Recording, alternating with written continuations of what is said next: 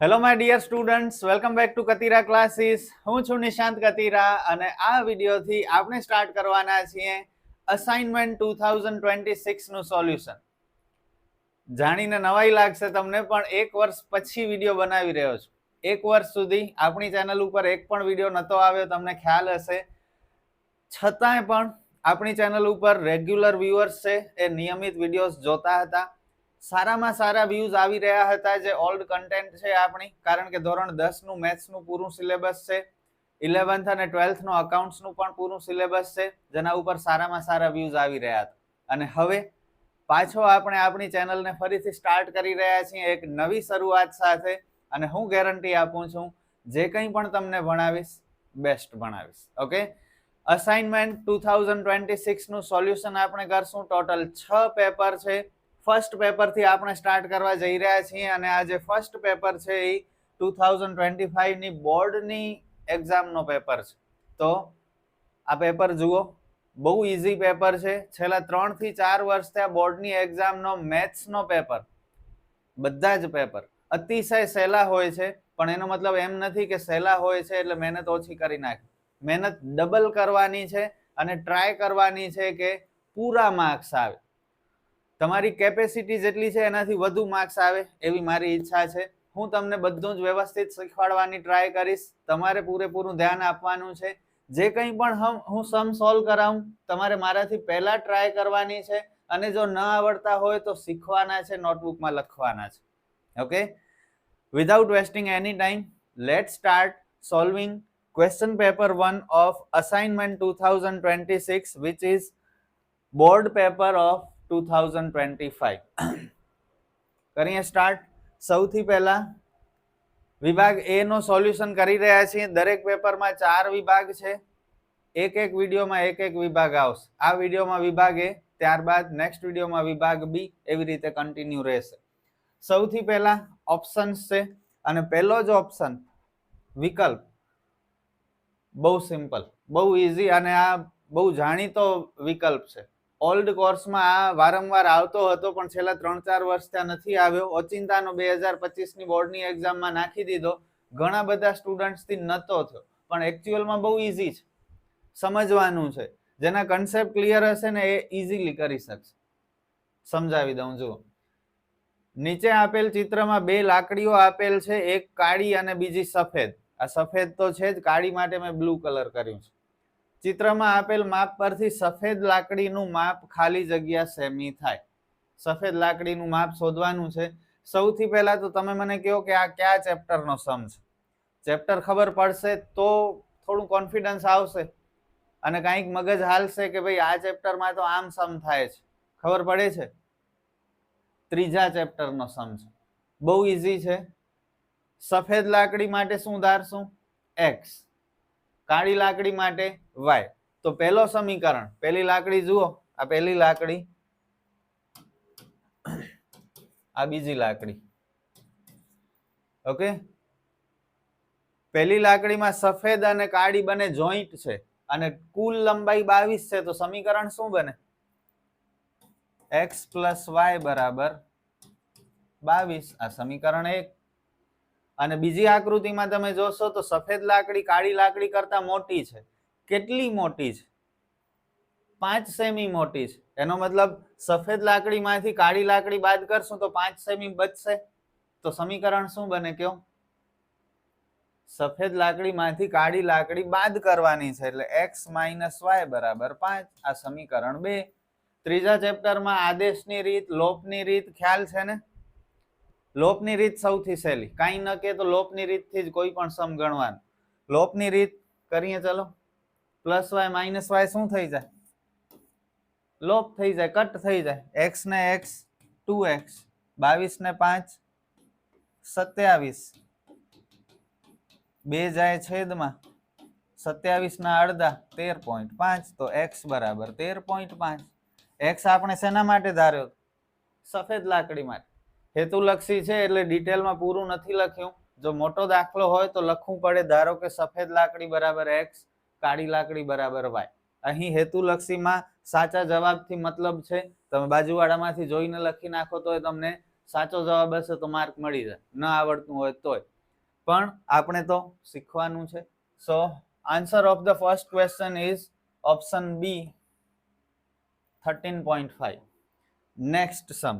જો લખજો હો બધું, માત્ર અત્યારે તમે વિડીયો જોશો ને તો એમ લાગશે કે અમને બધું સમજાઈ જાય છે અને બધું સહેલું છે, પણ જ્યારે જાતે ગણવાનું હશે ત્યારે નહીં થાય.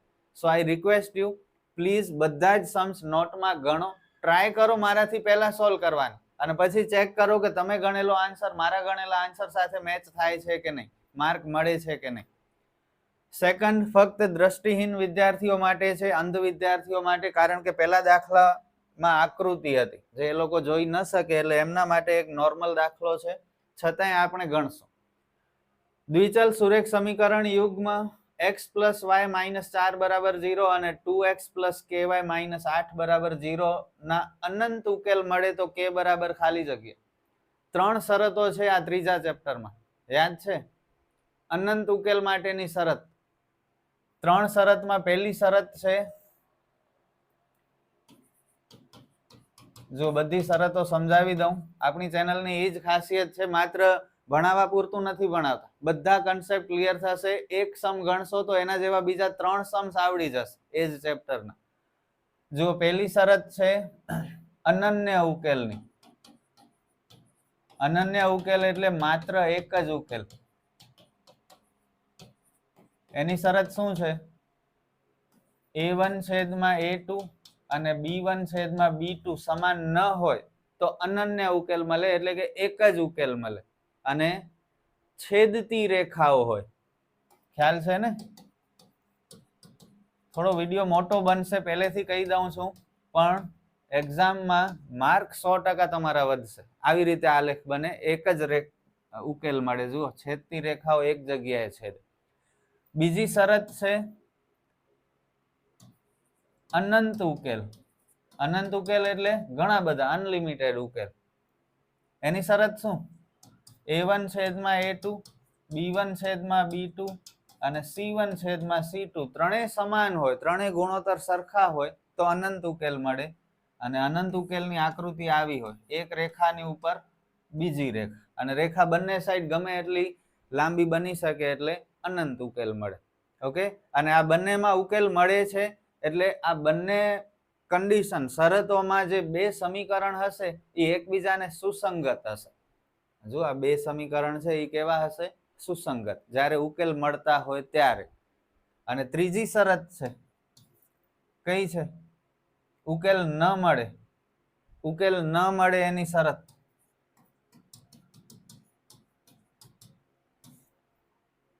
a1/a2 અને b1/b2 તો સરખા હોય, પણ c1/c2 સમાન ન હોય તો સમાંતર રેખાઓ મળે. કેવી રેખાઓ મળે? અને સમાંતર રેખાઓ તમે જોઈ શકો છો એકબીજાને છેદે નહીં, એટલે ઉકેલ ન મળે. અને ઉકેલ ન મળે એટલે બંને સમીકરણ એકબીજાને સુસંગત ન હોય. ક્લિયર? અનન્ય ઉકેલ હોય ત્યારે છેદતી રેખાઓ હોય, અનંત ઉકેલ હોય ત્યારે સંપાતી રેખાઓ હોય એકની ઉપર બીજી, અને ઉકેલ ન મળતા હોય ત્યારે સમાંતર રેખા હોય. ત્રણેયની શરતો યાદ રાખી લો અત્યારે જ, અને ત્યારબાદ આ સમ તમારે જાતે ગણવાનું છે. તમે કહેશો સર આ તો અંધ વ્યક્તિઓ માટે છે, અમને શું કામ? પણ પૂછી શકે, નક્કી કઈ નહીં, આપણે બધું આવડતું હોવું જોઈએ.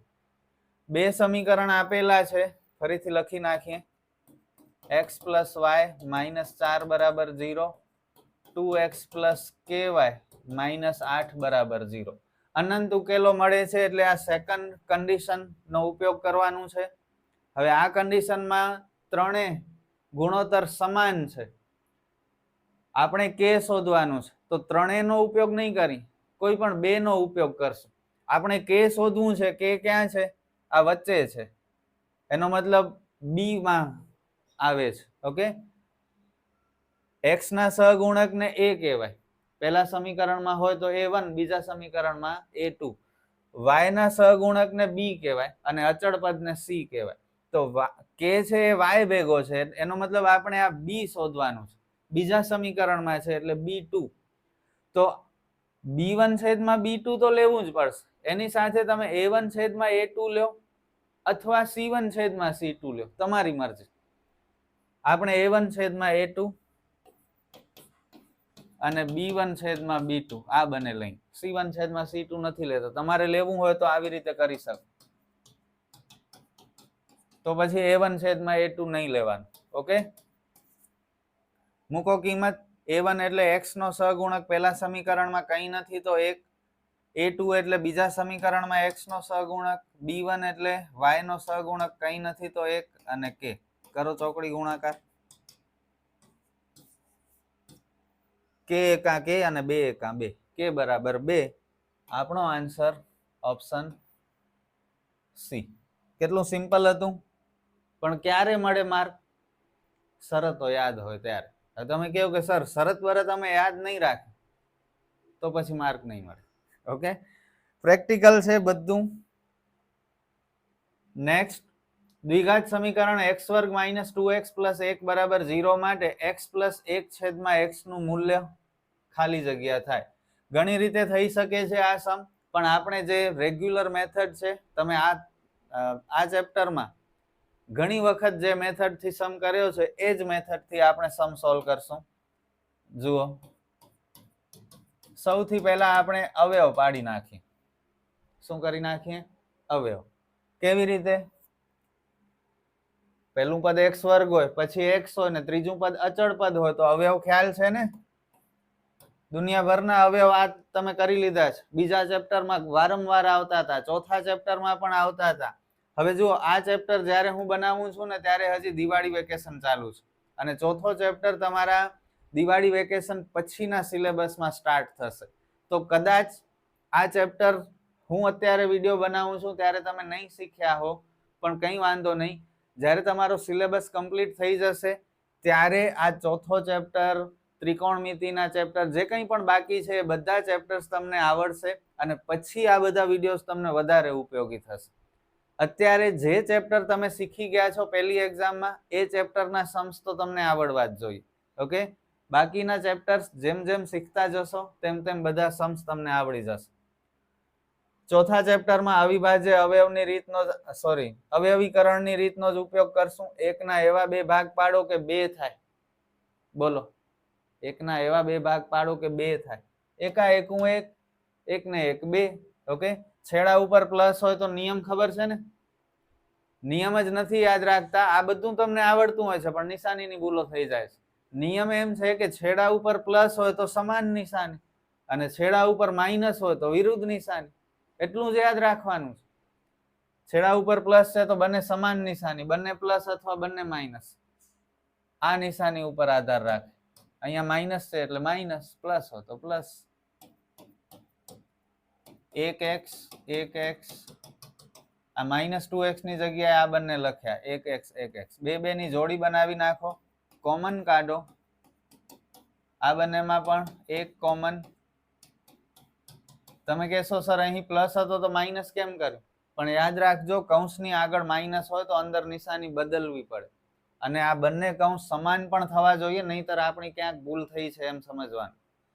સમાન કૌંસ એક વખત, બાકી બચ્યા તે બીજા કૌંસમાં. x - 1 બરાબર 0, x - 1 બરાબર 0. ખબર પડે છે ને? આ x - 1 આની સાથે પણ 0 આવશે અને બીજા કૌંસ સાથે પણ 0 આવશે. તો x ની બંને વખત સમાન કિંમત મળી 1.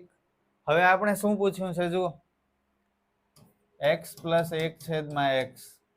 x ની જગ્યાએ 1 મૂકી દો.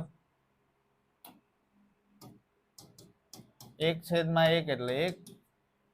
Final answer 2. કેટલું ઈઝી હતું. અહીં પણ ઓપ્શન સી. સમજાણું? બીજી રીત તમે કહેતા હો તો શીખવાડી દઉં. જુઓ, પણ બીજી રીત મારા હિસાબે તમને કંઈક વાર નવું મગજમાં ઘુસાડવું પડશે. જ્યારે આ તમને ઓલરેડી આવડે છે, આવા 500 સમ તમે ગણી લીધા છે. 8મામાં શીખ્યા, 9મામાં શીખ્યા, 10મામાં શીખ્યા. ઠીક છે, છતાંય કરાવી દઉં, પણ આના માટે વળી જરા વધારે મગજ વાપરવું પડશે. જુઓ, એક કામ કરો, બધાને તમે x વડે ભાગી નાખો, બધા પદને x વડે ભાગી નાખો.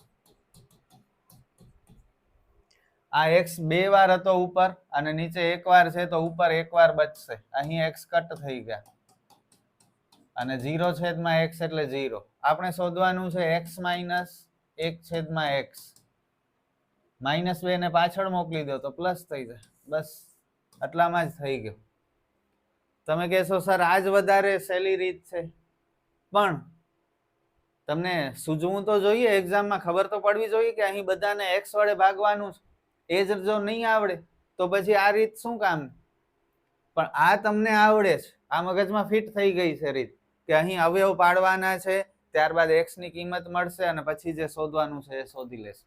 તો મારું કામ છે બધી રીતે તમને શીખવવાનું.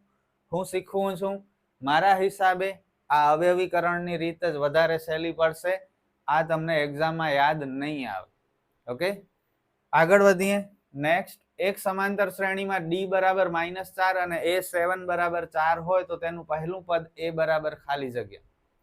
જે વિગત આપેલી છે એનો ઉપયોગ કરી અને આપણે સમ સોલ્વ કરવાનું છે. d એટલે તફાવત આપેલું છે, a7 એટલે સાતમું પદ આપેલું છે 4. આપણે પ્રથમ પદ a શોધવાનું છે.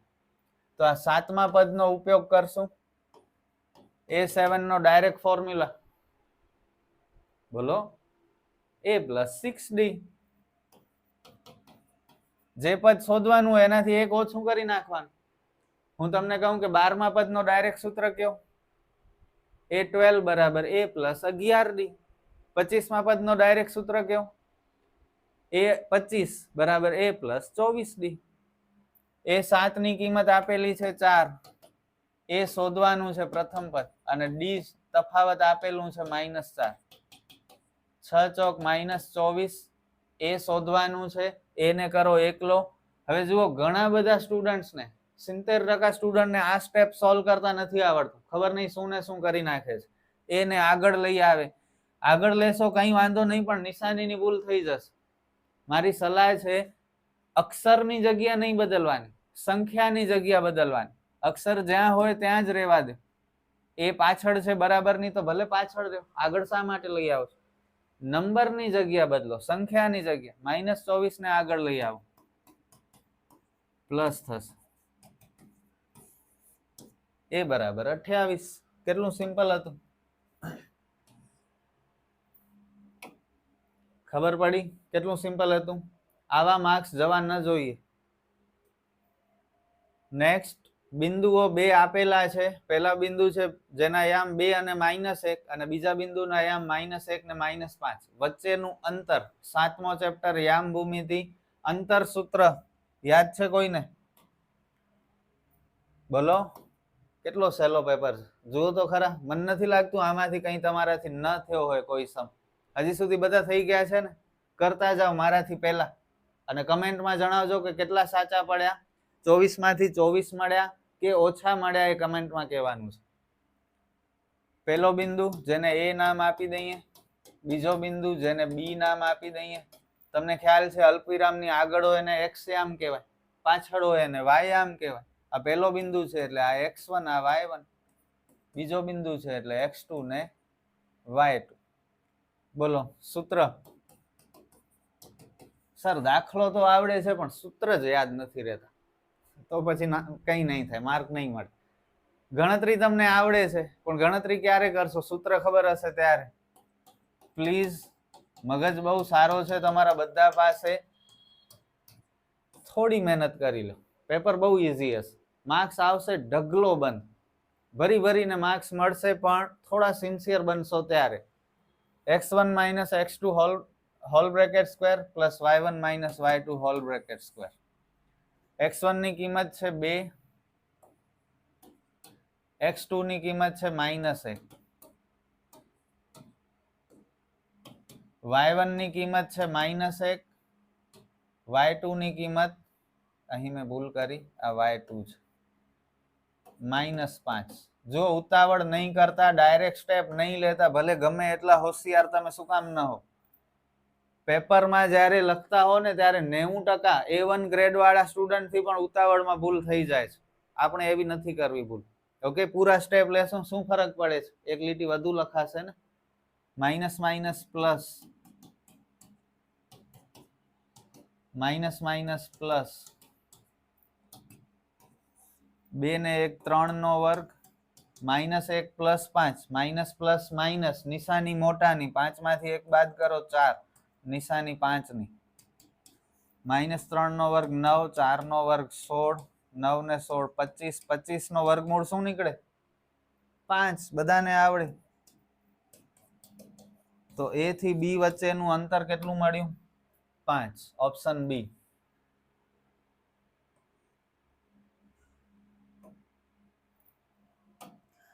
નેક્સ્ટ, જો સાइन વર્ગ થીટા બરાબર 1/2 તો tan વર્ગ થીટા ની કિંમત, બહુ ઇન્ટરેસ્ટિંગ આ અને બહુ ઈઝી પણ છે. સાइन વર્ગ થીટા બરાબર 1/2 તો tan વર્ગ થીટા ની કિંમત શોધવાની છે. કેમ કરીએ બોલો?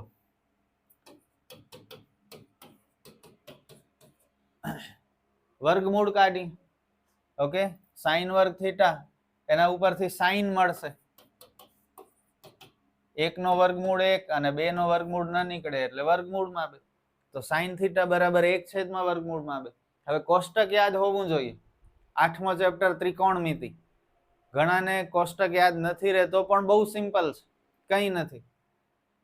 1/2 સાइन માં ક્યાં આવે, સાइन 30 ની કિંમત 1/2, સાइन 45 ની કિંમત 1/વર્ગમૂળમાં 2, તો આ સાइन 45 ની કિંમત છે. ઓકે, 1/વર્ગમૂળમાં 2 ની નીચે આપણે શું લખ્યા સાइन 45. તમે કહેશો સર cos 45 ની કિંમત પણ 1/વર્ગમૂળમાં 2 જ છે, તો આપણે સાइन જ શા માટે લખ્યું?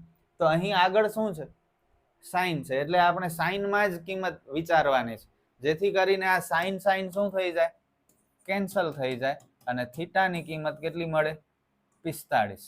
પણ સમ પૂરો નથી થયો, આપણે માત્ર થીટા ની કિંમત મળી છે, આપણે શોધવાનું છે tan વર્ગ થીટા. હવે થીટા ની જગ્યાએ શું મૂકી દો 45 મૂકી દો અને tan 45 ની કિંમત કેટલી છે 1.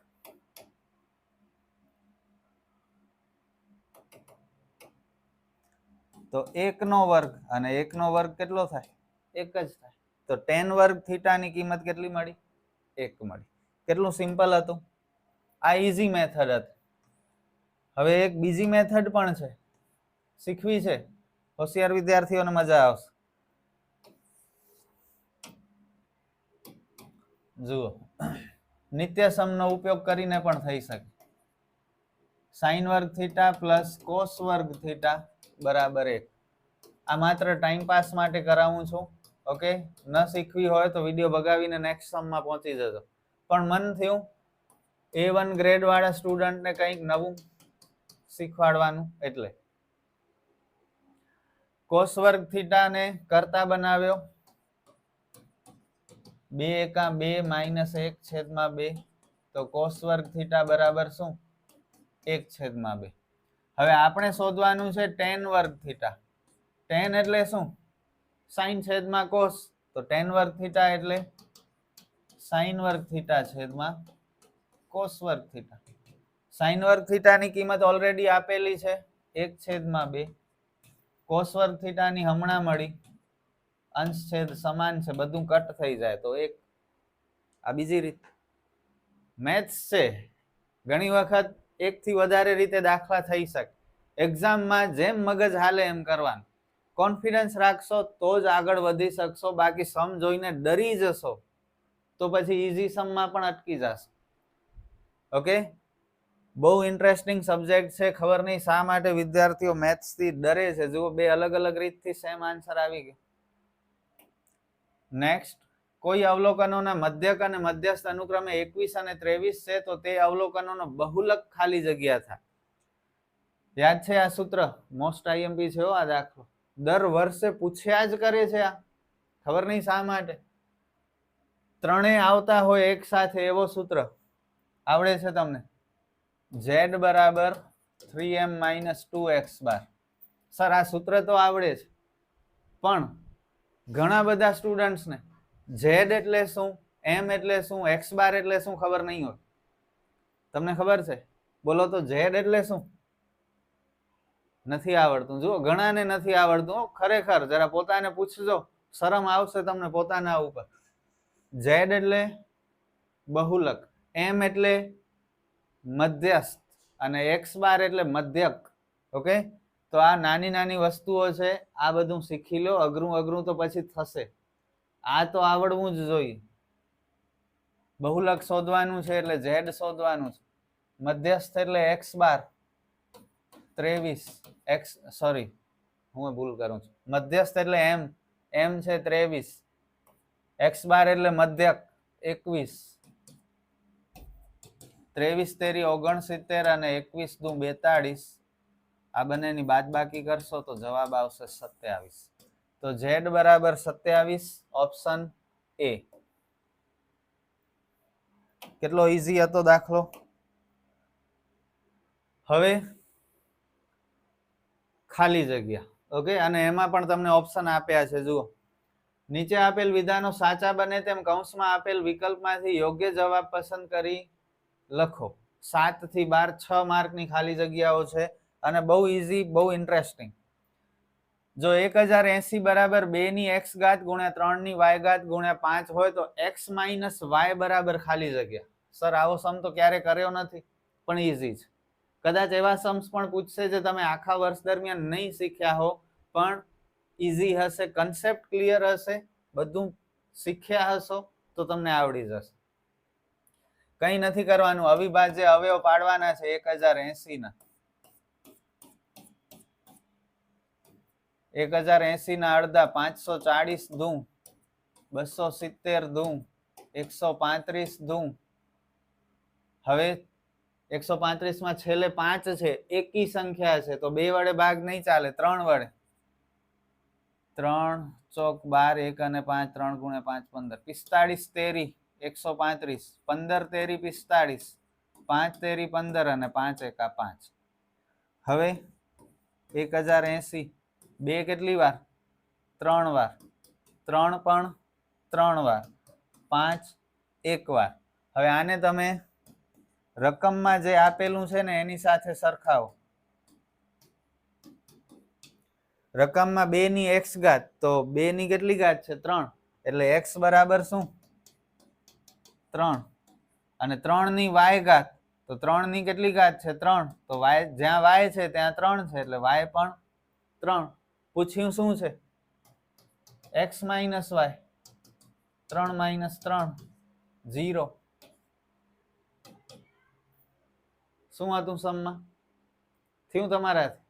કમેન્ટમાં જણાવજો મને બધું જ. Second chapter. જો બહુપદી p of x બરાબર x વર્ગ માઇનસ 2x પ્લસ 5 ના શૂન્ય a b છે, તો a ગુણ્યા b બરાબર ખાલી જગ્યા. રકમ સમજાવી જોઈએ. સમ અતિશય સહેલો છે. જો રકમ ન સમજાય તો પછી માર્ક નહીં મળે. એક બહુપદી આપેલી છે જેના શૂન્ય a અને b છે. પૂછ્યું શું છે? a ગુણ્યા b, એટલે કે શૂન્યનો ગુણાકાર. કેટલું સિમ્પલ. અને શૂન્યના ગુણાકારનું સૂત્ર આવડે ને દ્વિઘાત બહુપદી માટે. પેલા a b c નક્કી કરો. a1, b-2 અને c5. a એટલે x વર્ગનો સહગુણક, b એટલે x નો સહગુણક અને c એટલે અચળ પદ. ઓકે, આગળ માઇનસ હોય તો માઇનસ કરજો. શૂન્યનો ગુણાકાર c છેદમાં a. c છે 5, a છે 1, છેદમાં 1 લખાય નહીં, એટલે જવાબ 5. શું હતું સમમાં?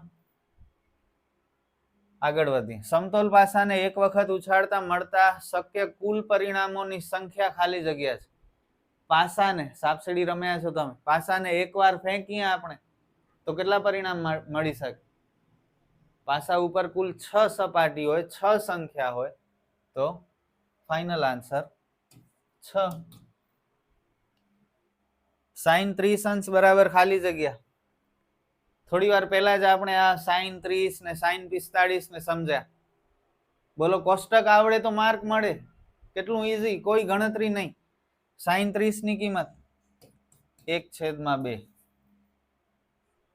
આ 1/વર્ગમૂળમાં 2 કોની કિંમત છે? sin 45 અને વર્ગમૂળમાં 3/2 sin 60. આગળ વધીએ 11મો. વર્તુળની અંદરના બિંદુમાંથી વર્તુળને ખાલી જગ્યા સ્પર્શક દોરી શકાય. વર્તુળની અંદર એક બિંદુ છે, સપોઝ અહીં બિંદુ એ છે, આ વર્તુળનું કેન્દ્ર છે. આમાંથી બિંદુ એ માંથી કેટલા સ્પર્શક બને? સ્પર્શક એટલે વર્તુળને માત્ર અડે, સ્પર્શે. જો એ માંથી તમે કોઈ પણ લાઈન દોરશો ને તો એ અડશે નહીં, વર્તુળને કાપી નાખશે, છેદિકા બનશે, સ્પર્શક બનશે નહીં. તો અંદરના બિંદુમાંથી સ્પર્શક ન મળી શકે. હા, પણ જો બહારના ભાગમાં બિંદુ એ હોય, બારે બિંદુ એ હોય તો સ્પર્શક મળી શકે. ઓકે, પણ અંદર ન મળી શકે. બહારના ભાગમાં હોય તો 2 સ્પર્શક મળે. અત્યારે અંદર પૂછ્યું છે તો 0. 12મો. આપેલ અવલોકનો 2, 6, 4, 5, 0, 3, 1, 3, 2, 3 નો બહુલક ખાલી જગ્યા છે. જુઓ તો ખરા કેટલા ઈઝી સમ્સ છે. બહુલકની વ્યાખ્યા ખબર હોય ને તો માર્ક મળી જાય. જે અવલોકન સૌથી વધુ વખત પુનરાવર્તન પામતો હોય તેને માહિતીનો બહુલક કહેવાય. તો સૌથી વધારે વખત કોણ રિપીટ થાય છે? 2 વખત છે, 3 1 2 ને 3 વખત છે, અને સૌથી વધારે રિપીટ 3 જ થાય છે, એટલે બહુલક શું થશે? 3. જે અવલોકન સૌથી વધુ વાર રિપીટ થાય એને બહુલક કહેવાય. યાદ રાખી લેજો. ખરા ખોટા 4 માર્કમાં પૂછશે તમને. વર્ગમૂળમાં 2 અસમય સંખ્યા છે. કેટલું ઈઝી. 2 નો વર્ગમૂળ નીકળે?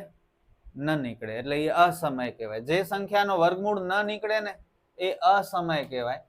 એટલે આ વિધાન ખરું છે. 12, 15, 21 નો ગુસા 1 છે એમ આ લોકો કહે છે. અવિભાજ્ય અવયવની રીતે લસા ગુસાના દાખલા, પહેલો ચેપ્ટર. જો પહેલા ચેપ્ટરમાંથી બેઝિક મેથ્સના સ્ટુડન્ટ્સને માત્ર 2 માર્કના ઓબ્જેક્ટિવ જ પૂછાશે. તો મોટા દાખલામાં ખોટા હેરાન નહીં થતા. ખાસ કરીને વર્ગમૂળમાં 5 અસમય સંખ્યા છે, સાબિત કરો, એવા દાખલા બેઝિક મેથ્સ વાળા સ્ટુડન્ટ્સ હવે હેરાન ન થાય. પહેલી પરીક્ષામાં આવતા હતા પણ પ્રિલિમ્સ અને બોર્ડમાં નહીં આવે. છતાંય પેપર પેટર્નમાં કંઈ ચેન્જ કદાચ થાય તો ખબર નહીં, બાકી લાસ્ટ યર ન હતા. 12 ના અવયવ 2 છક, 6 ના ભાગ 2 તેરી 6 અને 3 એકા 3. તો 12 એટલે 2 નો વર્ગ અને 3. 15 ના અવયવ પાડીએ, 5 તેરી 15 અને 5 એકા 5. તો 3 ગુણ્યા 5. 21 ના અવયવ 3 સતા 21 અને 7 એકા 7. 3 ગુણ્યા 7. ગુસા તમને ખબર છે કેમ શોધાય? ગુસાનો નિયમ શું? કોમન અને નાની ઘાત. તો આ ત્રણેયમાં કોમન શું છે?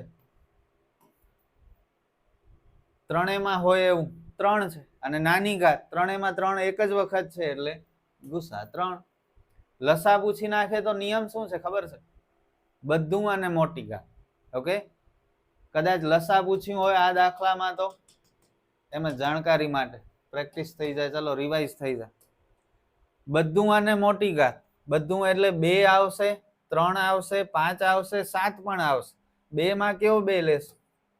2 નો વર્ગ. 3 ફરીથી 3 નહીં લેવાનું, રિપીટ નહીં થાય કોઈ નંબર. ઓકે, 5 અને 7. તો 2 નો વર્ગ 4. આ બધાનો ગુણાકાર 4 તેરી 12 ગુણ્યા 5 60, 60 ગુણ્યા 7 420. અત્યારે આપણને ગુસા પૂછ્યું છે, આ લોકોએ કીધું 1 હોવું જોઈએ, હકીકતમાં 3 આવે છે, એટલે આ વિધાન શું થઈ જાય છે? ખોટું થઈ જાય છે. ત્યારબાદ વર્ગમૂળમાં 3x + 5 એ સુરેખ બહુપદી છે. જુઓ તો ખરા, 8મા ધોરણના વિદ્યાર્થીને આવડે. સુરેખ બહુપદી, જે બહુપદીની મોટી ઘાત 1 હોય, ઘાત, એને સુરેખ બહુપદી કહેવાય. જે બહુપદીની મોટી ઘાત 2 હોય તેને દ્વિઘાત બહુપદી કહેવાય. જે બહુપદીની મોટી ઘાત 3 હોય તેને ત્રિઘાત બહુપદી કહેવાય. બધું તમને આવડે છે. અહીં x ની ઉપર કાંઈ નથી તો શું હોય? એક ઘાત હોય ને, અને આ એક ઘાત છે એટલે સુરેખ બહુપદી છે. ખરું. ઘટના ઈ ની સંભાવના અને ઘટના ઈ નહીં ની સંભાવનાનો સરવાળો 1 થાય. સંભાવના બધી જ ઘટનાઓની સંભાવનાઓનો સરવાળો હંમેશા 1 જ થાય. પછી 2 ઘટના હોય કે વધારે ઘટના હોય, સરવાળો ઓલવેઝ 1 થશે. તો આ વિધાન કેવું છે? ખરું છે. ખરા ખોટા પણ પૂરા. હવે એક વાક્ય, શબ્દ કે અંકમાં જવાબ આપો. 4 સમ આના છે. એક સમાંતર શ્રેણી આપેલી છે, એ આપણે નક્કી કરવાનું છે કે હકીકતમાં સમાંતર શ્રેણી છે કે નહીં. સમાંતર શ્રેણી ક્યારે બની શકે?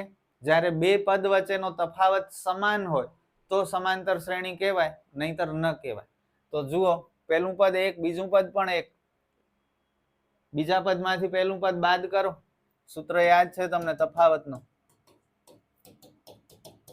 0. હજી એક વખત ટ્રાય કરી. 2 વખત ટ્રાય કરવાની ઓલવેઝ, ચેક કરવા માટે. ત્રીજામાંથી બીજું બાદ કરો તોય પણ સમાન તફાવત 0 જ મળ્યો, સમાન મળ્યો. પણ હવે જો ચોથામાંથી ત્રીજો બાદ કરશો તો આ 2 - 1 કરશો તો તફાવત 1 આવશે. તો હવે જુઓ તફાવત ચેન્જ થઈ જાય છે, એટલે આ સમાંતર શ્રેણી નથી. ના. વર્તુળને કેટલા સ્પર્શક હોય? વર્તુળ પોતે અસંખ્ય બિંદુઓનો બનેલો છે. અહીંથી એક સ્પર્શક જાય, અહીંથી એક સ્પર્શક જાય, અહીંથી જાય, અહીંથી જાય, અહીંથી જાય. જેટલા બિંદુ છે બધામાંથી એક એક સ્પર્શક પસાર થઈ શકે. અને અસંખ્ય બિંદુઓનો બનેલો હોય એટલે વર્તુળને અસંખ્ય સ્પર્શક હોય. એક્ઝામમાં પૂરો જવાબ લખજો, વર્તુળને અસંખ્ય સ્પર્શકો હોય. જો PA બરાબર 0.65 હોય તો PA 12 શોધો. જુઓ તો કચરા જેવા દાખલા પૂછ્યા છે. હોશિયાર વિદ્યાર્થીઓની તો મજાક કરી છે આ લોકો. હોશિયાર વિદ્યાર્થીઓ કમસે કમ એવું વિચારતા હોય કે કંઈક તો થોડું લેવલ વાળું પૂછે તો અમને પણ જરાક બીજા કરતા આગળ આવી જઈએ, અમે તરી આવીએ ઉપર, મીડિયમ થી, વીક સ્ટુડન્ટ થી. પણ આમાં તો મીડિયમ સ્ટુડન્ટ ને 90 ઉપર માર્ક આવે, 100 માંથી, 80 માંથી 70 ઉપર, ને હોશિયાર ને તો આવે જ. ઓકે, તો કઈ ખાસ ફરક નથી રહેતું. પણ હવે શું થાય? સૂત્ર યાદ હોવું જોઈએ. PA પ્લસ PA 12 બરાબર 1. PA ની કિંમત આપેલી છે 0.65. છતાંય આમાં વીક સ્ટુડન્ટ આમાં પણ માર્ક ન મેળવી શકે.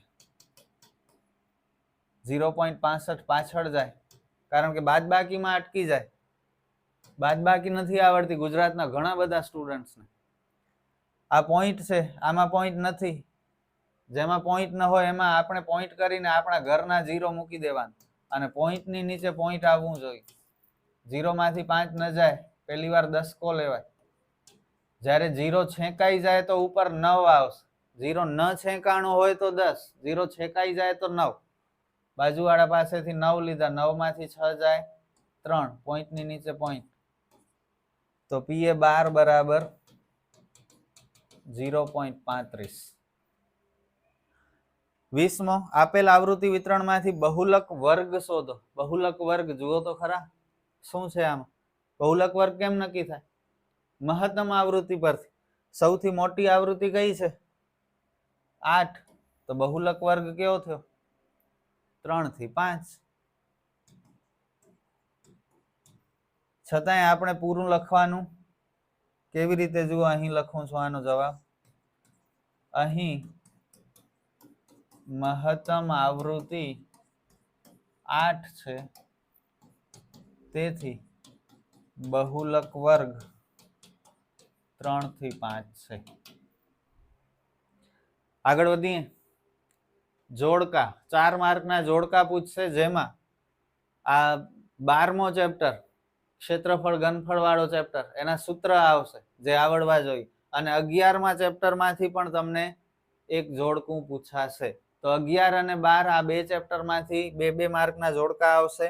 લાસ્ટ યર એમ હતું, આ વર્ષે મોસ્ટ પ્રોબેબલી એમ જ હોવું જોઈએ, છતાંય ચેન્જ કરી શકે. નળાકારની વક્ર સપાટીનું ક્ષેત્રફળ, સૂત્ર આવડવા જોઈએ, 2πRh. તો 21માનો જવાબ છે C. અને શંકુનું ઘનફળ 1/3πr²h. એ સૂત્ર આવડે 2 માર્ક મળે, સૂત્ર ન આવડે રોકડા માર્ક જતા રહેશે. પછી રડતા નહીં કે અમને માર્ક ઓછા આવ્યા. આવા માર્ક ન લઈ શકો તો પછી કઈ નહીં થાય. આર ત્રિજ્યા વાળા વર્તુળનો પરિઘ, વર્તુળના પરિઘનો સૂત્ર 2πr. નાનપણથી શીખો છો યાર આ તો. 23 માનો જવાબ બી. થીટા ખૂણાવાળા લઘુ વૃત્તાંશનું ક્ષેત્રફળ, લઘુ વૃત્તાંશના ક્ષેત્રફળનો સૂત્ર πr વર્ગ થીટા છેદમાં 360. Option C. આ સાથે આપણો ફર્સ્ટ ક્વેશ્ચન પેપર વિભાગ એ પૂરો થયો. નેક્સ્ટ વિડીયોમાં આપણે વિભાગ બી શીખશું. વિડીયો કેવો લાગ્યો કમેન્ટમાં જણાવજો અને 24 માંથી તમને કેટલા માર્ક મળ્યા એ પણ જણાવજો. C you, good bye.